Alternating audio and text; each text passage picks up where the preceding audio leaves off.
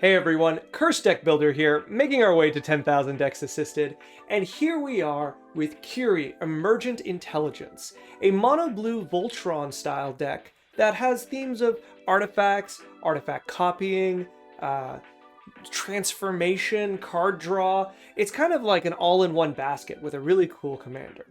This deck is one of our donation decks, and it comes from Shirok, who says, "Hey Cursed, this deck is a pure work in progress, and I feel it needs a lot of work. I was hoping to get a second look at this and improve its power level vastly, since to me it seems to need the boost." And the only budget they said was they want to keep the whole deck under $300. Right now it's at $100, and we're going to talk about what things we can do to improve the deck and the deck in general. But first, thank you for supporting the channel as always, Shirok, and thank you for sending this deck. I think it's really interesting and I have a lot to say about it. I want to tell you I can vastly improve the power. I'm kinda at a loss here. We're going to talk about the commander in a second. I think it's going to kind of give the idea of why I'm struggling with this and why Curie is kind of a hard commander to build around. But let's take a look at them and we'll see. If you'd like to take a look at the deck list we're talking about today, or if you'd like to submit your own deck list to me so that I can make a video assisting your deck, please check the video description down below. So who is Curie Emergent Intelligence, and why are they our mono blue Voltron commander? Well, they're 2 mana in blue, legendary artifact creature robot, and they are a 1/3. They have 2 abilities. One that persists, I should say, throughout any transformation, which is whenever Curie does damage to a player, combat damage, draw cards equal to its base power. And then the second ability, which is 1 in a blue, exile another non-token artifact creature you control. Curie becomes a copy of the exiled creature, except for it still has that first ability. Whenever this creature deals combat damage, draw cards equal to its base power. So, looking at the commander, just in a vacuum, it is a 2 mana 1/3 that draws a card when you hit. I'm gonna be honest, I do kind of like that. That's a pretty good floor. I really like on-hit effects in Commander, and I like creatures that draw on-hit a lot. I definitely play a lot of commanders like that, so Curie is really, really cool to have that as the base power. But the thing that makes Curie interesting is that speaking of base power, as we change their base power, their draw scales accordingly. But this is where the issues of the commander kind of take place. This is the commander in the same vein I think of like the Meep or Jira, the insect assassin, the newer version, where it's a really, really cool idea and there's a really good payoff, but the hoops to jump through it to get it to work are kind of imposing. So let's take a look at Curie's second ability, or another way to change its base power, for a pretty good example. So the first way is just to use their ability, and you exile another non-token artifact creature, and this becomes a copy of it. Though I like that ability, it's very fragile, right? Because Curie, you can do this at instant speed, but Curie is a 1/3 at the start, and whatever it is at the end. Both sides, it's going to be an artifact creature. It's the best way, the most reliable types to destroy or remove.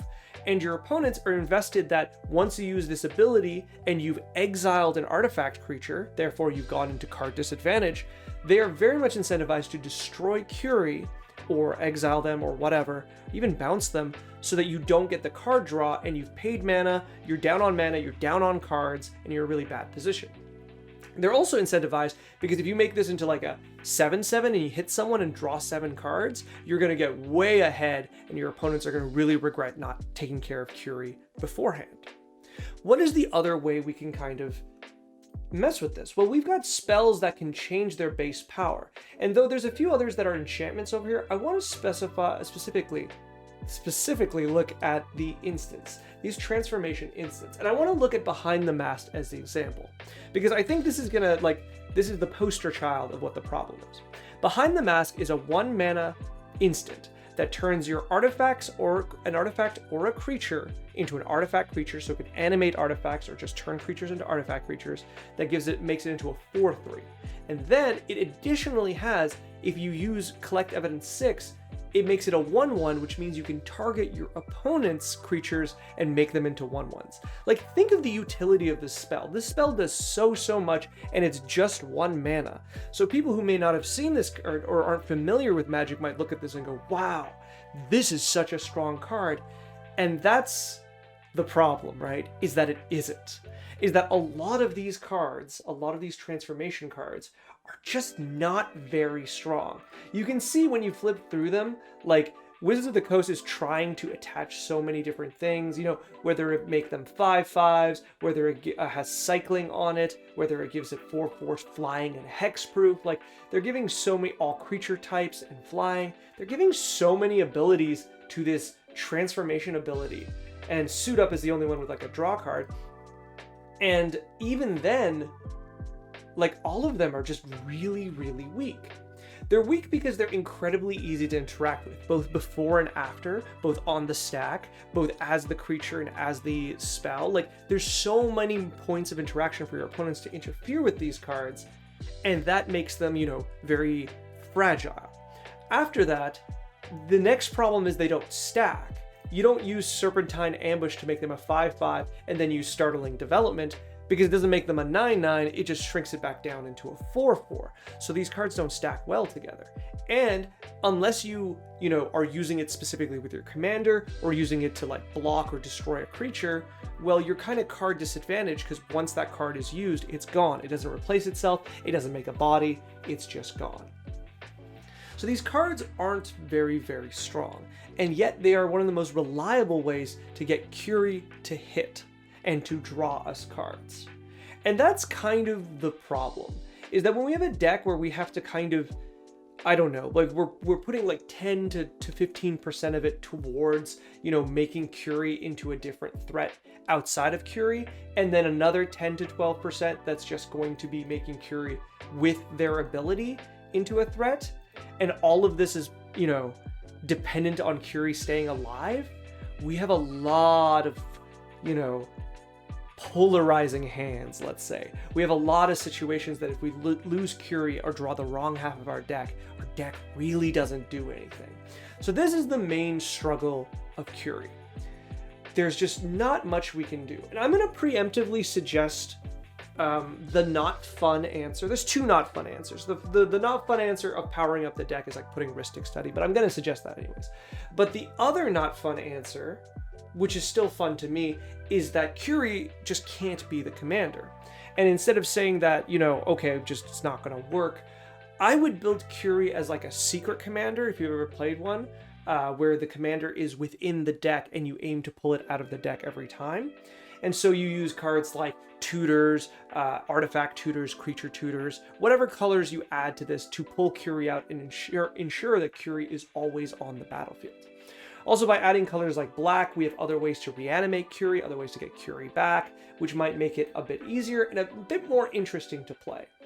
It's not ideal, but it is an option. Looking at the deck we have now, though, coming back to this, there's a lot I like about it, and I think, like, I don't think Shirok has made mistakes in building this. There's a few cards that I'm a little not as fond of, from Metalwork Colossus to, let's see, the Mindbreaker and Cybermen Squadron. This kind of upper, and even Ancient Stone Idol, this kind of upper echelon of artifact creatures aren't very impressive to me, because they're just, like, don't get me wrong, I get the idea of turning Cyberman Squadron into Curie, and then attacking, and then drawing a bunch of cards, but that's so win more, and Cyberman Squadron is so difficult to get out in this deck, because we're at 36 lands, and our ramp isn't great, and we're spending all our mana on our artifact commander that keeps getting destroyed. So, like, the idea is so cool, but it just doesn't feel... Like, I would prefer this to be, what is it, Blade of Selves, right? We can just do that. Let's look it up. Blade of Selves. Because Blade of Selves just does this without having to get 7 mana in one go. And it's equipment, so you can re-equip it and you never have to exile your Cyberman Squadron. Though, there is something interesting to say that if you exile the Cyberman Squadron from the Myriad and then it becomes a copy of it, it won't have the myriad trigger because the myriad trigger is not attached to the token, it's attached to the myriad effect, and therefore, okay, maybe that's too deep. It's 4D chess there. Don't do that. I think just like some of these higher mana creatures are the ones that catch my eye. But beyond that, I think the deck is pretty good. I think like there's a lot of solutions here that make sense to the problems that we have, and we're just kind of stuck in that situation where there's not much more we can do. So I'm going to give you my solutions after this of how to fix it, but let's take a really quick look. Other cards that I feel are a little weaker here are cards such as, so any of the 7 mana and greater creatures outside of Thought Monitor, and maybe Octavia, because Octavia works really cute with our commander. I would take out Darksteel's Juggernaut even, and Traxos feel very, very cute. If we wanted these, like I appreciate the Darksteel Juggernaut's really big and it has Indestructible, but the chances of getting this out and getting those attacks through, or getting this out and getting Curie to successfully absorb it, is, I think, really, really low. Like, if we could reanimate this, I would like it a lot more. If we could cheat it into play, I would love it. But this is a very difficult card for this deck to cheat out and for Curie to absorb. It is a 7 mana commitment to play Darksteel Juggernaut and then have Curie absorb it. That's not even considering like how Cybermen Squadron is 9, right? Traxos at least is a little cute, 7/7 trample, I don't mind it, that's fine. A lot of the mana reductions like Foundry of Spectre and Joyous Familiar I think are rather good. Lab Maniac should be Jace over here, Jace Wielder of Mysteries. I think it's even on my edition list, but we'll get to that then. And that's generally the things. Like, I think Manifold Key and like Wayfarer's Bauble are a little cute. I think you just go into Mana Rocks and accept the fact that Artifact Destruction destroys you, and maybe even higher mana artifact ramp. So like Gilded Lotus and the like, or what's our Thran Dynamo, which is a 4 mana taps for 3 mana card. Like just higher mana so that you can continue, because a lot of your deck is colorless, so you can just produce more mana and get, so on the turns that you're playing Curie, you have a higher chance of holding up Counterspell or Slip Out the Back or Dispel to protect them, and I do like that. So those are the things I would kind of push on. I kind of think like, I think the enchantments here are a little cute, and Soul Artifact and Zoetic Glyph. I think it's too much into this kind of, like, and Soul Artifact feels the worst, I think, because it's so fragile and it doesn't replace itself. At least it's permanent. Oh, I have such a hard time with these cards. I think, like, I want to take out almost every single one of these transformation cards, but I can't because they're integral to the deck. So I would say just skim on a few and like mulligan well. And we're going to introduce some other things to kind of make this deck a little more functional. And I'll have you, I think it's probably better for you to pick the cards to take out. Finally, One with the Machine is definitely one that I think is probably a little too much. I think I'd just rather this be Divination or the like, some kind of like very easy draw spell. 4 mana is just a lot to just draw mana, especially if you can't hold on to one of your bigger artifacts. Like, almost all your big artifacts, like in terms of mana value, are creatures, which make them vulnerable. And outside of that, it's 3. And if you're paying 4 mana to draw 3 in this deck, you're going to feel really, really bad about it. All right, let's go into additions. So Blade of Selves works really well because the first things... Oh, actually, before we get to equipment... okay, so here's the boring answer to improving the power level of the deck. You start with Rhystic Study and Mystic Remora. They're not cards I like adding. Mystic Remora is at least cheaper than it's been in a very long time. Rhystic Study continues to be a very expensive card, but you're giving me a $200 budget and you want the power level to go up. This is kind of where I would start. After that, I haven't included them here, but you can think Psych Rift, you can think, I don't even know, like free counter magic and things like that. I really don't want to put these cards into this deck, but I feel compelled to tell you that if the power level is the only thing you want that number to go up, this is the easiest way to do it. It's just not very fun. Fabricate, though it's not as not fun, it is a tutor and people feel weird about tutors. I think this deck could really benefit from the tutors, and I think I would like definitely to play this at least because, and we're going to get back to this, I think the most powerful card in your deck is Psychosis Crawler because it represents a one-shot kill on all your opponents, and so I want to play with this as much as possible, and we'll get into what that means a little later. But enough running around, let's start with equipment. The really easy one here is Fire Shrieker. We have an on-hit ability, and this is like one of the 2 ways to give your creatures double strike. I have the other one that I think is meaningful. So Fire Shrieker is just really nice. It's 5 mana total, but it works with a lot of your artifact synergies. And what's interesting about this is if I equip Fire Shrieker to Curie, like just vanilla Curie, I'm still kind of happy with the results. Like, I'm fine casting this, attaching this, attacking with Curie, and drawing 2 cards. That's a pretty good base level for me. And that speaks to the power of this card in the deck. Likewise, the other one is Brass Knuckles. Brass Knuckles is a little interesting because it plays with a lot of our artifact synergy by coming in as a copy. Like, you get 2 copies of this. It is a little clunky because you need to equip them both if you have no other equipment, but once you have other equipment on the battlefield, you can kind of divide the Brass Knuckles between 2 creatures that each have another equipment on it, and you get 2 creatures with double strike, which I really like. And the biggest problem with this is the mana cost, not the equip cost, which is something I really like because we have artifact cost reducers. So if we have 2 of them out, and all of a sudden Brass Knuckles, because I think we have 3, so we can get this down to 1. But if we get this down to 2 and 1 to equip, it's really good. So I think Brass Knuckles does very well here. Another equipment that I think is very notably missing is Whisper Silk Cloak. Now, it notably does prevent those transformation spells from targeting Curie. I think that's something you just have to sacrifice. You just have to lean on Curie's other ability more, and you're just going to be really happy with the result of making Curie into, like, honestly, any creature that's 3 power and higher. And then with Whisper Silk Cloak, the Shroud, and the unblockability, that's all you need to worry about. All of a sudden, you're drawing cards regularly turn by turn, and the only thing you need to prevent is a board clear. Notably, this would stop Slip Out the Back, which is how you would protect yourself from board clears, but you can't have it all. This isn't an equipment, but this is something that is interesting to me. Security Bypass is always a card I like. It just makes a creature unblockable as long as it attacks alone, and then every time it deals combat damage to a player, it connives.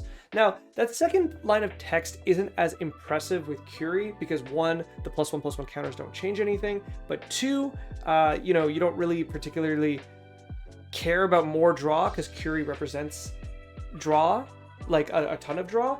But if you cast Curie and cast this right after, an attack, draw card, then connive, I think that's a value play. I think that's pretty good. And like, if you attach this to something like, any of your bigger creatures, any of your creatures that have the star, like their power and toughness are equal, or their just power is equal to the number of artifacts you control, getting free hits with them when Curie's out of commission is pretty good. So I think this is an easy inclusion. I think it's better than a lot of the, turn your creature into a 4/4 spells. Not all of them, you still have to play a few, but this is much better, I think, in getting your deck going. Okay, here I have 2 cards, Shimmer Mirror and Liberator, Urza's Battlethopter. This is the dinkiest card I've ever seen, just the art. Sorry, I have to take a moment that every time I look at this, I think it's so silly. Like, he put his face on it. Urza's kind of a loser, and I do like that. Both Liberator and Urza's Liberator and Shimmer Mirror give your artifact spells flash, and that's really the main reason I want to play these. A really good way to get around the fact that your opponents want to destroy Curie on sight is by adjusting when you play Curie. So not only would I recommend playing these cards, you flash them out, and then a later turn when all the shields are down on an opponent's turn, you flash out Curie. I'm actually going to suggest you hold this in hand, wait till you have 5 mana, wait till that turn where your opponents are tapped out, and you flash this in, and then you flash in Curie, because your opponents will never see that coming. Well, they will if they've seen this video, but generally they won't see it coming, and that's your best chance to hit with Curie, draw like 5 to 6 cards, and get ahead of the game.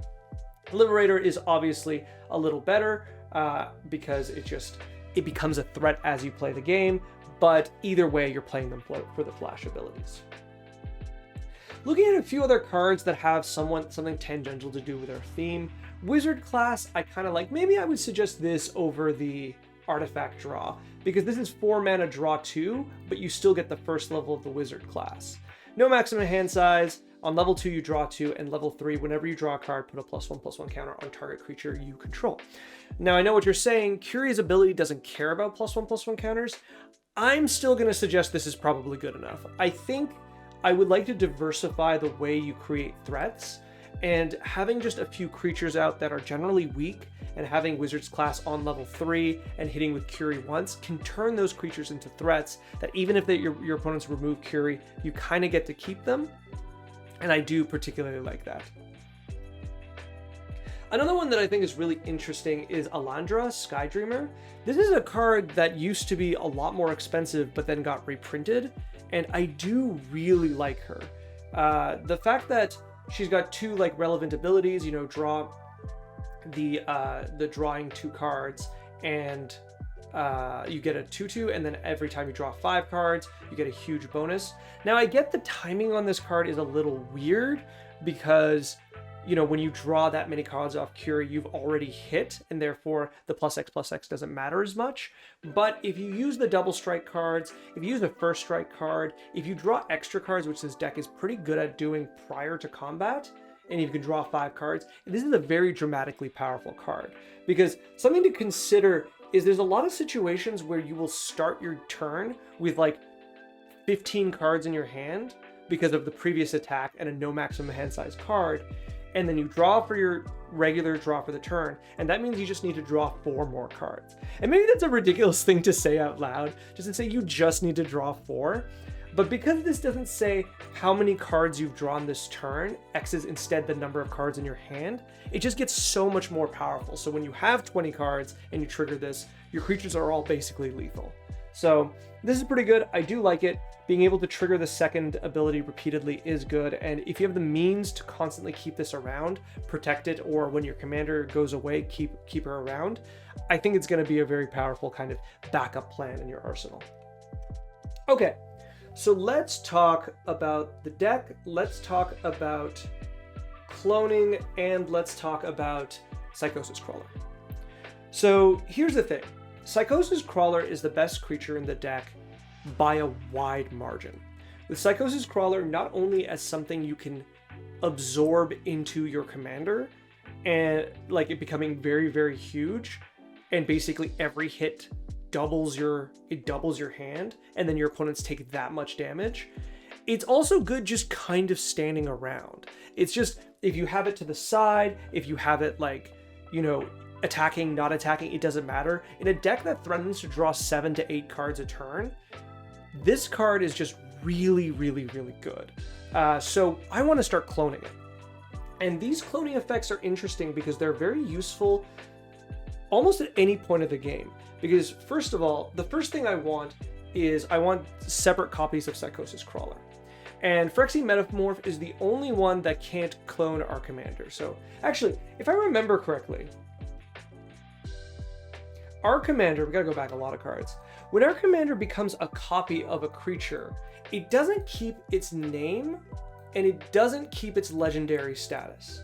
So though I picked a lot of cloning abilities that, you know, ignore legendary status, technically this will work as well, even if, because your creature won't be legendary either. So Phyrexian Metamorph is the only one without that clause, so we'll just ignore it going forward. But this is a card that copies your commander, it copies any of your artifacts, it copies your opponent's artifacts. This is a really easy card to be playing in an artifact deck. Nice and easy. All right, moving forward. So we've got, I'm gonna go through these. We got Spark Double, we have Irenicus's Vile Duplication, which also makes a non-legendary flying token, and Quantum Misalignment that once again makes a copy of target creature that's no longer legendary, and it has Rebound. So what I like about these three is that not only can you use them just to make copies of your commander. Another way you can keep extra, like keeping your commander around, is just to make copies of it, right? And when they destroy one, you have another one. But they also are really good at making copies after your commander absorbs something, copies of Psychosis Crawler, and when you do that, you're going to be it's much more difficult for you to be interacted with, and you get to have the, benefit that you're probably going to defeat all your opponents all at once. I will say, now I'm saying this out loud, perhaps this might be the best direction to kind of build this deck, where you start playing it as a kind of, you play as many of these clone abilities. Like we had that Crom deck long ago, right? So you play as many clone abilities, then you play a bunch of creatures and artifacts that have ETB abilities. I know there's several like Muldrifter and the new legendary artifact from the new Ixalan. They both have ETB draw 2 cards, so it makes them really, really good to make copies of. And then you make more and more copies, and then you just play a bunch of these kind of really good ETB creatures. And then when you have the mana and the means, you play Curie and you start cloning Curie as well. And then all of a sudden you have very, very good creatures, a lot of copies of Curie that all threaten to be incredibly disastrous for your opponents once one of them hits. And then you can keep all your mana open to like counterspell and protect them. That's probably the best way to do it. I feel I'm so far into this video that I'm not going to restart it. I'm just going to say that's my thought. That's probably the direction. If this was like a deck building, if I deck tech this, I would probably build it in that direction. But at the moment, I think this is something that can just also go into this version of the deck. And then the last thing I wanted to talk about, this is where Jace was, and then I wanted to put Teferi's Talent. If you want a backup thing, like an alternate way to play this is with a bunch of commanders, because Blue's commanders technically, they tend to draw cards, is Teferi's Talent is a card I mentioned a little while back that I'm really, really impressed with. Just because of that ability that when you enchant a Planeswalker and then you draw a card, you grow that Planeswalker. And there's a few Planeswalkers that, like, with Curie, you will immediately ultimate. And I think that's really, really strong. Now, it also gives them like a second ultimate that Curie is also very good at getting going, but it's going to depend on the type of commander you want. You grant like certain commanders won't do as well. Actually, that's not true because it gives them an ultimate. Because I was going to say like Karn, Great Creator doesn't have a very relevant. No, Karn Great Creator has a very relevant. Okay, that's the card we're going to end this on. Haha.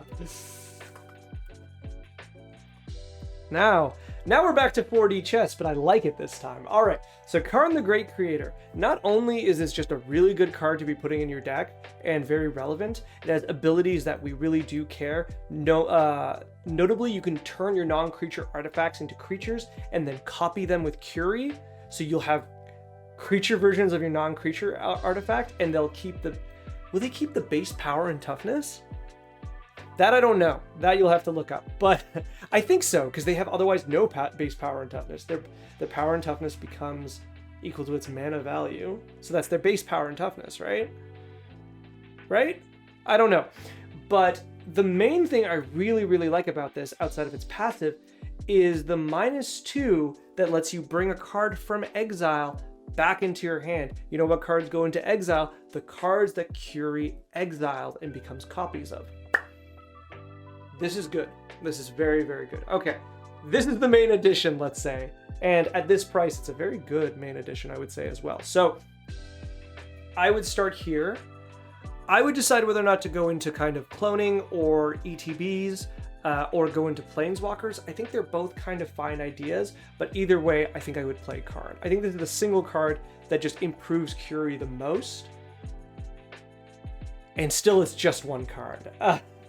There is a limit, unfortunately. Oh, there's Jace. All right. And that's going to be my additions. I wish I could do more.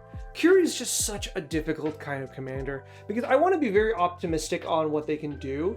But I'm going to be honest, if I'm sitting at a table and Curie comes, is put into the command zone, I am going to keep removal around for it. Like, I'm going to feel like a failure if I don't. Like, if this creature attacks and all of your opponents like pass priority and it's like a 4/4, that's such a huge hit and that's a huge draw on your opponents. Not even saying if it's like a 7/7 or something. So I would be sitting there with removal, whether it be just lightning bolt or artifact destruction or something or board clears, and I would just wait until the situation presented that I could just destroy Curie 2 or 3 times, and then most likely the deck is, off the table. And you might say, wow, you suck to play against in Commander. And I would say, well, yeah, but I play at a higher power level, which is, I think, what Shirok wanted this deck to be. If you play at a low power level, where nobody interferes with Curie and nobody pays you mind for having an incredibly powerful commander, yeah, Curie will do great, but it'll probably be too great for the power level.